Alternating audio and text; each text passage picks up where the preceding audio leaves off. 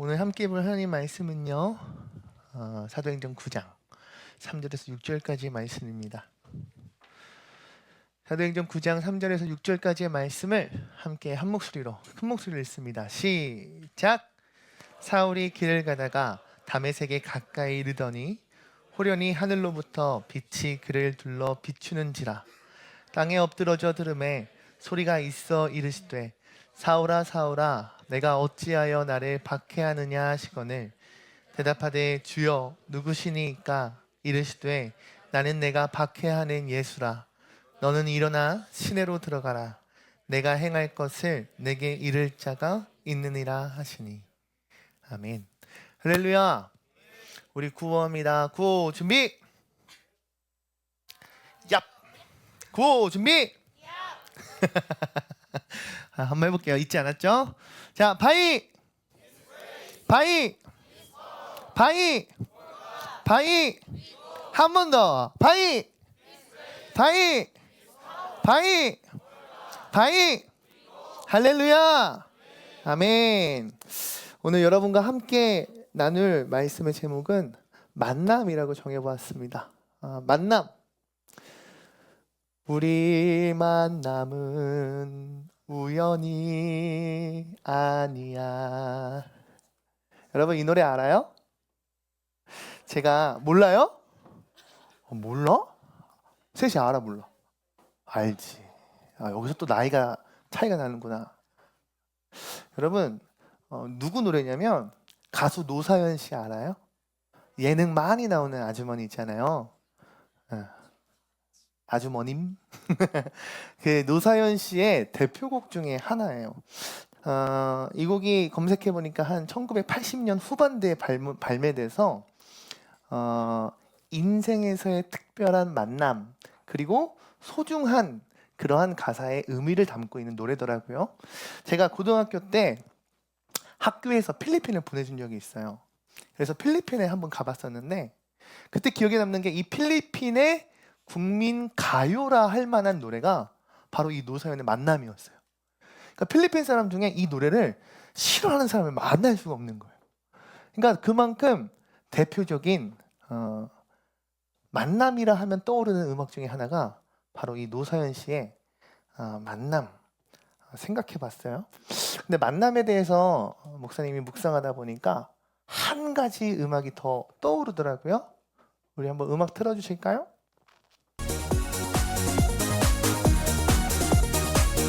이건 내가 못 부르겠어.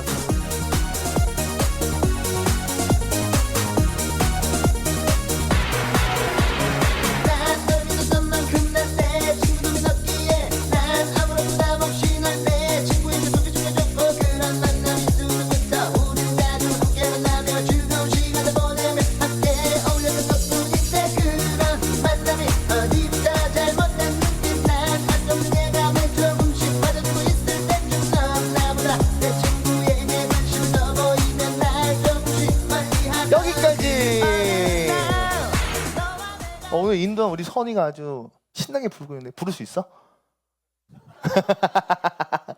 제가 과감히 도전해 보려다가 여러분 시험에 될까봐 포기했거든요. 근데 가사도 띄웠으니까 대충 뭔 내용인지 아시겠죠? 네. 검색해 보니까 댓글에 이런 댓글들이 있었어요. 이 노래는 진짜 몇십 년이 지나도 명곡이다. 동의합니까? 또 있어요. 지금 이 노래가 나왔다고 해도 대박칠 노래. 또 이런 게 있어요. 이 노래가 95년 때 만들어졌다니 믿기지가 않는다. 정말 시대를 초월한 명곡이다. 뭐 이런 댓글들이 있더라고요. 뭐 다른 영상에서는 옛날에 무한도전 토토가 있잖아요. 거기서 나왔더라고요. 엔딩곡으로 이 노래를 부르는데 뭐 전주가 긴 노래 막 유명하다고 하는데 전주부터 사람들이 이미 정신줄을 다 놔버렸어. 그만큼 우리 대한민국의 전 국민이 사랑하는 그런 유명한 명곡이자 히트곡이지 않은가 싶은데요. 이 노사연 씨의 노래인 만남 그리고 김건모 씨의 노래인 잘못된 만남 등 우리는 이 만남이라는 주제 안에 여러 가지 우리 인생의 아름다운 만남의 이야기를 써내려갈 수도 있고 때로는 가사가 뭐였어요 아까? 뭐 내 여자친구를 소개해 줬는데 여자친구가 어떻게 너랑 이렇게 될 줄 몰랐어? 이건 정말 잘못된 만남이었어. 이런 말도 안 되는 정말 사랑과 전쟁에 나올 법한 그러한 잘못된 만남이 인생에 써내려갈 수도 있겠지요. 오늘 함께 나누었던 성경의 본문에서도요, 한 인물이 이 경험한 만남에 대해서 기록하고 있는데 그 만남을 통해서 그 인물이 인생이 어떻게 변화되었을지, 어떤 하나님의 은혜가 있을지 함께 묵상하며 나누는 시간 되길 소망합니다. 오늘 본문 말씀 중에 3절, 5절 말씀 함께 읽습니다. 시작! 사울이 길을 가다가 다막스에 가까이 이르더니 호련히 하루로 빛을 그를 둘러 비추는지라. 땅에 엎드려져 들음에 소리가 있어 이르시되 사울아 사울아 내가 어찌하여 나를 박해하느냐 하시거늘 대답하되 주여 누구시니까 이르시되 나는 내가 박해하는 예수라. 아멘. 아멘. 할렐루야. 우리 신혜가 지난주에 저기서 막 힘겹게 보고 있었는데 오늘 앞자리 잘 보여요? 좋아. 말씀에 등장하는 사울이란 청년이요, 다메섹이란 도시를 향해서 급히 가고 있었어요. 근데 그 중에 하늘로부터 강력한 빛이 그의 눈앞에 비추기 시작합니다. 그리고 그 가운데 환상을 통하여 예수님 만나요. 예수님 이렇게 말씀하세요. 사울아, 너 왜 나를 핍박하느냐? 사도행전 8장 1절 3절, 9장 1절 2절 말씀 함께 읽습니다. 시작! 사울은 그가 죽임 당함을 마땅히 여기더라. 그날에 예루살렘에 있는 교회에 큰 박해가 있어 사도 외에는 다 유대와 사마리아 모든 땅으로 흩어지니라. 경건한 사람들이 스데반을 장사하고 위하여 크게 울더라. 사울이 교회를 잔멸할새 각 집에 들어가 남녀를 끌어다가 옥에 넘기니라. 아멘. 1절 2절 말씀도 9장 1절 2절 말씀도 함께 읽어볼게요. 읽습니다. 시작! 사울이 주의 제자들에 대하여 여전히 위협과 살기가 등등하여 대제사장에게 가서 다맥스의 여러 회당에 가져갈 공문을 청하니 이는 만일 그 도를 따르는 사람을 만나면 남녀를 막론하고 결박하여 예루살렘으로 잡아오려 함이라. 아멘. 여러분, 8장 마지막 부분과 오늘 함께 나누었던 본문 말씀인 사도행전 9장을 보면요, 사울이란 자가 어떠한 사람인지 너무 잘 나타나고 있어요. 그는 스데반이라고 하는 집사가 돌에 맞아 처형당할 때 그 가운데 함께 있었습니다. 근데 사람을 죽이는 것에는 참으로 여러 가지 방법이 있겠죠. 근데 그 중에 이 돌을 던져 죽음에 이르는 이 처형 방식은요, 상상해보니까 생각보다 굉장히 잔인한 처형 방식이지 않은가 싶어요. 첫째로 사람이 죽을 때까지 돌 던지는 거예요. 여러분, 돌 한 대 맞아봤다 있습니까? 없어요? 여러분, 눈싸움 하는데 눈 속에다가 돌 집어넣으면 돼요, 안 돼요? 안 돼요. 그럼 맞으면 얼마나 아프겠어요, 그죠? 그런 거 맞아도 아픈데, 야구공 잘못 맞아도 아픈데, 테니스공 잘못 맞아도 아픈데, 여러분, 사람이 죽을 때까지 짱돌을 던진다? 굉장히 상상해봐요. 잔인합니다. 그리고 단시간에 죽을 수 있을까요, 없을까요? 없어요. 정말 바위에 깔리지 않는 이상 사람이 던지는 돌에 죽기까지는요, 꽤나 오랜 시간의 고통이 있을 것 같아요. 그리고 그 모든 과정이 굉장히 잔인하죠. 두 번째, 사람이 죽을 때까지 돌을 던진다는 것이요, 그냥 육체적인 고통뿐만 아니라 뭐랄까요, 정신적인 고통까지 찾아오는 것 같아요. 여러분, 사람들이 저놈을 죽이기 위해서 돌을 던진다? 웬만한 마음으로 그렇게 못 던져요. 정말 사람들이 정신을 잃을 만한, 정말 눈앞이 돌아버릴 만한 분노가 있지 않은 이상 그렇게 사람을 향해 돌을 던진다? 쉽지 않은 것 같아요. 그러니 스데반 집사는요, 죽을 때까지 무엇을? 사람들의 정신적인 그리고 육체적인 이런 고통을 받았다라고 생각해요. 그런 현장에 있었던 청년이 바로 사울입니다. 그를 사도행전 8장에 무엇라 기록하고 있습니까? 이렇게 기록되어 있어요. 사울은 그가 죽임당함을 마땅히 여겼다. 스데반이라는 교회의 집사가 예수의 복음을 전하는 그가 돌에 맞아 죽는 것, 그 잔인한 과정을 함께 보고 참여하며 그가 죽는 것이 당연하다고 여기고 있어요. 더 나아가 3절 말씀에 보면 이렇게 기록되어 있어요. 교회를 잔멸할새 사울은 교회를 파괴하고 교회를 흔적도 없이 없애버리기 위해 각 집에 쳐들어가 남녀노소를 불문하고 감옥에 가두는 일을 열심을 다해 자랑스럽게 여기며 살았던, 어찌 보면 교회에 있어서 가장 큰 적대감을 가진 그런 사람이었음을 우리는 알 수 있습니다. 본문 배경이 되는 사도행전 9장을 보면요, 그는 다른 무엇이 아닌 교회를 없애는 것, 예수를 믿고 예수를 따르는 예수쟁이들을 처단하고 처벌하는 것에 아주 열심을 내었던 자 같아요. 1절 2절 말씀해 보면 뭐라 기록되어 있습니까? 그가 대제사장을 찾아가서 자신에게 공문을 내려달라고 해요. 나에게 영장을 발부해달라 합니다. 무엇을 위해? 예수쟁이들을 감옥에 가둘 수 있는, 그들을 내가 잡아다 심판할 수 있는 권리를 공식적으로 달라고 얘기해요. 그랬던 그가 오늘 본문에서 다름 아닌 그토록 핍박하기에 힘써 모든 것을 쏟아부었던 이유이자 근본이라 할 수 있는 예수를 만나게 된 겁니다. 우리 사도행전 9장 10절에서 16절 말씀 조금 긴데 한번 읽도록 합니다. 시작!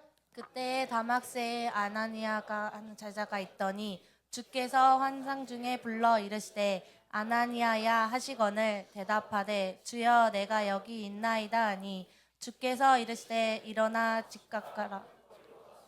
유다의 집에서 다소 사람 사울이라는 사람을 찾으라. 그가 기도하는 중이니라. 그가 아나니아라 하는 사람이 들어와서 자기에게 안수하여 다시 보게 하신 것을 보았느니라 하신거늘 아나니아가 대답하되 그가 예루살렘에서 주의 성도에게 적지 않은 해를 끼쳤다 하더니 여기서도 주의 이름을 부르는 모든 사람을 결박한 권한을 대제사장들에게서 받았나이다 하거늘 주께서 이르시되 가라. 이 사람은 내 이름을 이방인과 임금들과 전하기 위하여 택한 나의 그릇이라. 그가 내 이름을 위하여 얼마나 고난을 받아야 할 것을 내가 그에게 보이리라 하시니. 아멘. 여러분, 사울이 예수님을 만나고 그 빛을 본 이후에 눈뜬 장님이 돼요. 정상적이었던 그가 말을 타고 온 도시를 곳곳을 누비며 예수쟁이들 잡아들이던 그가 한순간에 눈앞이 깜깜한 장님이 돼버려요. 그저 그가 할 수 있는 것은 자신의 숙소에 머물러서 식음을 전폐하는, 아무것도 먹지 못하고 그저 눈물을 흘리며 기도할 수밖에 없는 그런 상황을 맞이하게 돼요. 그때 성경은 이렇게 기록합니다. 다메섹에 있었던 또 다른 예수의 제자가 있으니 바로 아나니아라. 하나님의 음성이 그 제자에게 들립니다. 그리고 아나니아에게 이렇게 얘기해요. 그를 찾아가서 그에게 안수하며 다시금 앞을 볼 수 있도록 그를 고쳐주라 하나님 말씀하세요. 네, 여러분, 중요한 건 이거죠. 이 사울이라 하는 청년의 명성이 워낙에 자자합니다. 모르는 사람이 없는 거예요. 특별히 아마 예수를 믿는 예수 공동체는 야, 사울이란 그 청년 조심해야 돼. 그가 뜨면 모두 도망가야 돼. 이런 소문이 돌지 않았을까요? 아나니아 또한 사울을 알고 있더라고요. 이 사울이 어떤 사람인지, 무슨 이유로 이 다메섹 도시에 온 것인지 이미 빠삭하게 잘 알고 있었어요. 그가 하나님께 너가 그를 만나야 한다 라는 그 음성 가운데 하나님께 이렇게 되려 질문하는 거예요. 주님, 제가 그를 왜 만나야 됩니까? 주님, 제가 그를 왜 찾아가야 합니까? 그를 왜 고쳐야 합니까? 그는 예수를 핍박하는 자요, 교회를 위협하는 자요, 하나님을 대적하는 자인데 내가 그를 왜 도와야 합니까? 이런 질문을 해요. 이에 대해 주님 말씀하십니다. 15절 말씀에 그는 내 이름을 이방인과 임금들, 이스라엘 자손들에게 전하기 위해 내가 택한 거룩한 도구요, 거룩한 그릇이라 하나님 말씀하세요. 여러분, 생각해 봅시다. 여러분들이 아나니아라고 생각해봐요. 사울을 향하여 기도해주고 사울을 향하여 축복해주고 그의 아픔을, 힘듦을, 병세를 고쳐줘야 된다는 그 사실 어떻게 다가와요? 저 같으면 싫을 것 같아요. 근데 싫기 이전에 무슨 마음이 있냐면 부담스러울 것 같더라고요. 무척이나 큰 부담감으로 다가오지 않았을까? 왜요? 그와의 만남을 통해 나 아나니아라는 사람이 예수를 믿는 사람이라는 것을 드러내야 되잖아요. 내가 예수를 믿는 그리스도인이라는 것, 크리스천이라는 그 사실을 다른 사람도 아닌 예수를 대적하는 데에 온 힘과 열정을 쏟았던 그 사울이라는 사람에게 나타내야 된다라고. 내가 예수를 믿는 예수쟁이요 그리스도인이라는 것을 그의 코앞에, 그의 추종자들 앞에. 사울이 설마 혼자 있었겠어요? 사울이 함께 왔던 일행이 있지 않았겠어요? 그의 추종자들 앞에, 대제사장의 끈앞풀들 앞에서 나의 정체를 드러내야 하는 상황인 거예요. 여러분이 만약 이런 상황이라고 한다면 어떤 선택을 하시겠습니까? 하나님의 말씀 앞에 정말 순종할 수 있겠습니까? 하나님의 말씀 앞에 아멘으로 화답하실 수 있겠냐고요. 요나가 하나님의 말씀을 피해서 니느웨가 아닌 반대 방향인 다시스로 향했던 그 일과는요, 약간 결이 달라요. 또 다른 차원의 이야기인 것 같아요. 왜 그렇습니까? 나의 목숨을 걸어야만 가능한 순종 아닐까요? 예수를 잡아 감옥에 가두고 채찍으로 때리고 심지어 스데반에게 짱돌을 던지며 이 일이 옳도다 했던 그에게 나 또한 예수를 믿는 자다, 하나님의 말씀을 너에게 전하러 왔다 얘기하는 것, 어찌 보면 스스로 목매다는 그러한 상황에 스스로 빠지는 것 아닐까요? 근데 우리는 이 순종의 역사를 통해 하나님의 말씀 앞에 믿음으로 나아가야 하는 것을 발견하게 됩니다.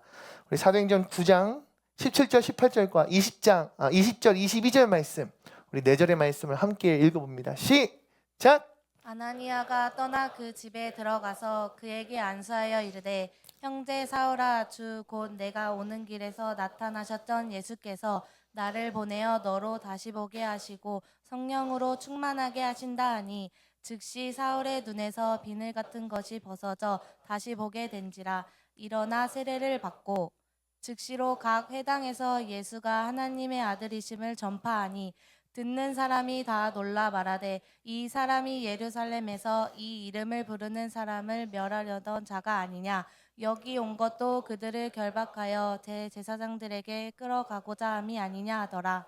사울은 힘을 더 얻어 예수 그리스도라 증언하여 다마스에 사는 유대인들을 당혹하게 하니라. 아멘. 할렐루야. 성경에 보니까 아나니아는요, 이 부담감, 나의 목숨을 걸어야 하는 이 일에 순종했더라고요. 자신의 목숨을 신앙에 걸고 사울을 만납니다. 그때 사울의 눈이 그의 기도로 인하여 떠지고, 그리고 놀라운 역사가 일어납니다. 바로 사울이 예수를 구주로 영접하여 세례를 받는 그러한 역사가 일어나더라고요. 그 이후에 성경 무엇라 기록되어 있습니까? 그가 세례를 받고 눈에서 비늘 같은 것이 떨어져 다시금 앞을 보게 된 이후에 예수를 경험하고 예수를 체험하고 예수를 나의 구주로 영접하였더니 즉시 각 회당을 다니며 그곳 가운데 예수를 전하고 그곳 가운데 복음을 전하는 놀라운 역사의 증인이 되었다라고 성경은 기록하고 있어요. 모두가 놀랍니다. 왜? 기독교인뿐만 아니라 유대인들 또한 사울이 어떤 자였더라는 것을 다 알고 있었기 때문이에요. 여러분, 유대인이라면 모를 수가 없었던 사울, 교회라면 치를 떨고 교회라면 그리스도라면 예수쟁이라면 어떻게든 잡아서 정말 파멸로 이끌고 가고자, 그것이 하나님 말하시고 하나님 원하시는 영광이라 믿었던 그의 인생 가운데 세상이 놀랄 만한 일이 벌어진 거예요. 예수를 구주로 영접했다 고백하고요, 예수가 살아계심을 영접하고요, 예수의 놀라운 그 복음의 메시지를 그의 입술을 통하여 전하기 시작하니 여러분, 세상이 어찌 놀라지 않을 수 있겠습니까? 더 나아가 사울은 어떻게 됩니까? 사도 바울이 되어, 여러분 잘 알듯이 1차, 2차, 3차 전도 여행을 통해서요, 정말 땅 끝까지 이르러 주님의 복음을 증거하는 증인의 삶을 살아가게 됩니다. 할렐루야.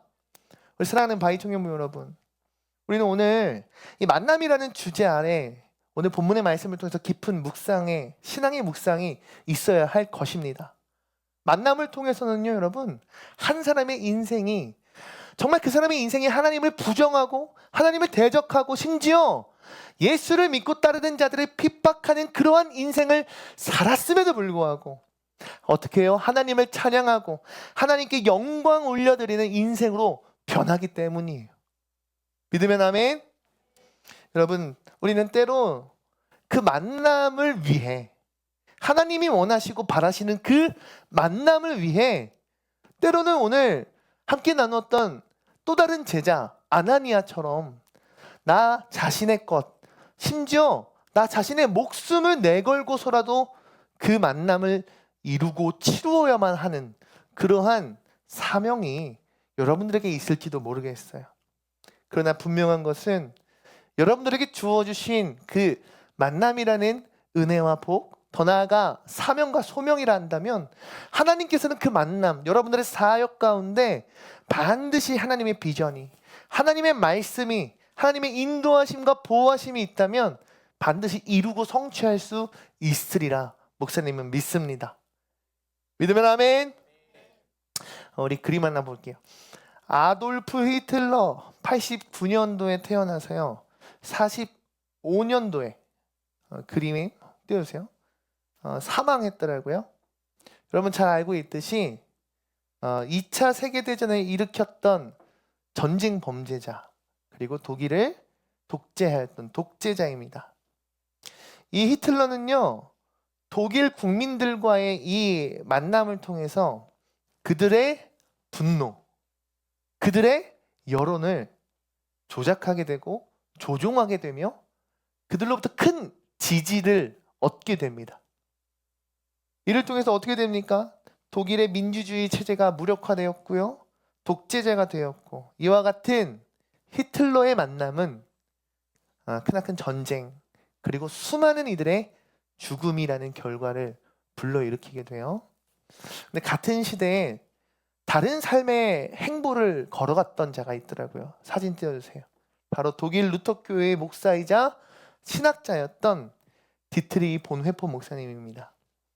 여러분 잘 아는 찬양, 선한 능력으로 잘 아시죠? 그 선한 힘이 우리를 감싸, 이 찬양을 만드신 목사님이시라 해요. 근데 이 목사님이요 독일 교회와의 만남을 통해서요 이분은 복음의 진리를 외치며 이 나치 정권의 불의를 그리고 저항을 외쳤습니다. 영화로도 있다고 해요. 작정명 발키리로 잘 알려진 히틀러 암살 미수 사건에 가담했던 주요 인사 중 한 명이라고 합니다. 이 보네포 목사님의 희생, 믿음은 오늘날에도 수많은 이들에게 선한 영향력을 끼치고 있습니다. 사랑하는 바이 청년부, 우리 모든 예배자 여러분, 우리는 이와 같은 만남을 통해서 무엇을 깨달을 수 있습니까? 만남은요 한 명의 사람을 세우기도 하고요, 만남은요 한 사람의 인생을 더불어 그 만남의 사람들의 인생을 무너뜨리기도 한다는 거예요. 우리는 예수님을 만났던 이 바울처럼 선한 만남을 통해 변화된 삶을 살아갈 수 있음을 기억해야 합니다. 아멘이십니까? 설령 내가 예수를 몰랐다 하더라도, 내가 이전의 삶이 저 예수에 미친 사람들 일요일날 늦잠이나 자고 일요일날 숙취해소나 할 것이지, 뭐 하겠다고 아침부터 교회에 모여서 저렇게 하는가, 여름에 겨울에 휴가 가도 모자를 파네, 뭘 모여가지고 수련회를 한다고 그러는가. 세상 사람들이 보기에 비합리적으로 보이는 그 모든 일들에 대한 비판에 앞장섰던 사람일지라도 누구를 만나면, 예수를 만나면, 무엇을 경험하면, 복음을 증거하면 그의 인생이 변화될 수 있다라고요. 할렐루야. 더 나아가 우리는 그 예수를 만났던 사울, 그의 눈에 비늘을 벗겼고 그를 다시금 회복시켰던, 하나님의 말씀 앞에 순종하여 하나님이 원하셨던 만남을 이루었던 아나니아와 같은 만남 또한 여러분들의 삶 가운데 분명히 있을 거라 생각합니다. 내가 도전하기 어려운 일, 내가 만나기 거북한 상대, 내가 만나서 꼭 전해야 하는 그 복음의 증거가 필요하다면 여러분들 결단하십시오. 하나님 앞에 믿음으로 나아가십시오. 그 가운데 하나님 역사하실 줄로 믿습니다. 마지막 잠언 27장 말씀과 전도서 4장 말씀을 마지막으로 읽고 말씀 정리합니다. 시작! 철이 철을 날카롭게 하는 것 같이 사람이 그의 친구의 얼굴을 빛나게 하느니라. 두 사람이 한 사람보다 나음은 그들이 수고함으로 좋은 상을 얻을 것임이라. 혹시 그들이 넘어지면 하나가 그 동물을 붙들어 일으켜려니와 홀로 있어 넘어지고 붙들어 일으킬 자가 없는 자에게는 화가 있으리라. 아멘. 할렐루야. 저는 우리 바이 청년부와의 저와의 만남 또한 이러한 하나님의 역사가 있기를 소망해요. 저와 여러분들의 만남이 그냥 서로 상처만 남고 그냥 서로 놀고 먹고 재미만 남는 그런 만남이 아니라 하나님께서 만나게 하셨다는 고백이 나올 수밖에 없는, 하나님께서 지금도 살아계셔서 일하고 계시고 역사하고 계시더라는 그러한 믿음의 간증이 남는 그런 만남이 되기를 간절히 소망합니다. 말씀을 보니 이렇게 기록되어 있어요. 철이 철을 날카롭게 하듯이. 어떻게 해요? 철이 철을 만나 서로가 더 날카롭게 벼려지듯이 그 만남은 사람이 그의 친구의 얼굴을 더 빛나게 할 수 있대요. 전 우리의 만남이, 여러분들의 만남이 그러했으면 좋겠어요. 우리가 만나서 목장 모임을 하면 할수록, 은혜 나눔을 나누면 나눌수록 더 큰 은혜가, 더 큰 하나님의 일하심을 경험할 수 있는 여러분들이 되었으면 좋겠어요. 더 나아가 전도서 말씀 뭐라고 합니까? 두 사람보다 한 사람보다 나음은, 두 사람이 한 사람보다 나음은 그들이 수고함으로 좋은 상을 얻을 것임이라. 혹시 그들이 넘어지면 다른 하나가 그 동물을 붙들어 일으킨대요. 여러분을 각자의 올해 목장으로 맺어주신 하나님의 분명하신 선하신 뜻이 있는 줄로 믿어요. 여러분, 신앙생활 하다 보면요, 얼마나 방황하고 얼마나 넘어지고 얼마나 상처가 생기는지 몰라요. 근데 결코 혼자가 아니에요. 저도 있고 여러분들 목장에 내 손을 잡아 일으켜줄 그러한 목원들이 있음을 기억하시길 바랍니다.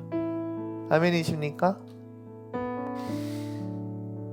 우리의 이 예배의 모임, 더 나아가 여러분들의 목장의 모임, 이 주향교회 안에서의 모임이 2025년 더욱더 하나님이 원하시고 바라시는 우리들의 신앙의 성장과 성숙, 더 나아가 여러분들의 인생의 참된 말씀으로서의 성장의 열매와 결실을 맺는 그런 우리 바이 청년부 여러분들에게 주의 이름으로 축복합니다. 아멘이십니까? 마지막으로 함께 찬양하며 기도 자리 나가게 소망합니다. 아무도 예배하지 않는, 아무도 예배하지 않는 그곳에서 주를 예배하리라. 아무도 찬양하지 않는 그곳에서 나 주를 찬양하리라. 누구도 헌신하지 않는,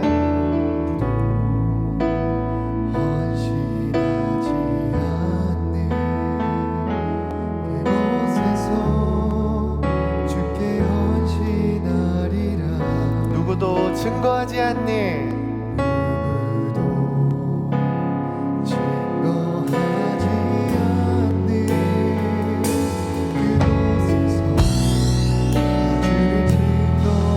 우리 마음을 담아 고백합시다. 내가 밟는 모든 땅 주를 예배하게 하소서. 주의 보혈로 덮어지게 하소서. 내가 서리고 주의 거룩한 곳 되게 하소서. 주의 향기로 물들이소서. 내가 밟는 모든 땅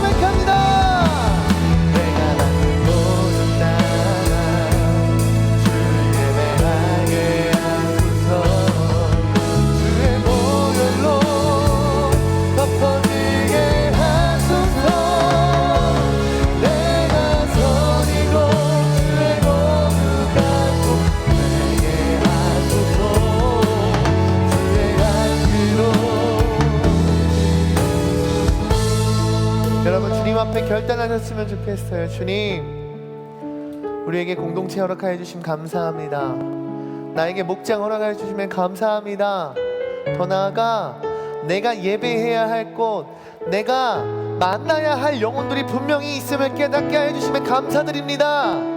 하나님, 우리만의 바위가 아닌 이제는 세상을 향하여 나아가는 하나님의 능력이요 보혈로 퍼지는 주님의 향기를